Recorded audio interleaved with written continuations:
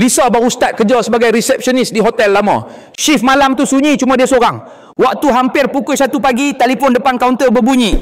Nombor yang muncul, tingkat 13. Lisa pelik sebab hotel tu tak ada tingkat 13. Terlompat dari tingkat 12 ke 14. Cuba tenangkan diri, dia jawab. Hello, boleh saya bantu? Suara perempuan berbisik. Tolong, saya tingkat 13 sebelum talian terputus. Dia cuba call supervisor tapi tak dijawab. Dengan berani, Lisa ambil keputusan naik ke tingkat atas.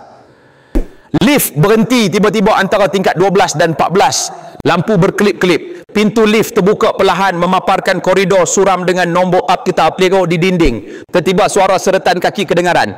Dari hujung koridor, seorang perempuan berbaju putih lusuh dengan mata hitam legam merangkak laju ke arah Lisa sambil menjerit, "Kau tak patut di sini!" Lisa pengsan. Esoknya dia ditemui di lift. Shift habis pukul 10 malam tapi rekod CCTV tunjuk lift bergerak hingga pukul 1 pagi sendiri.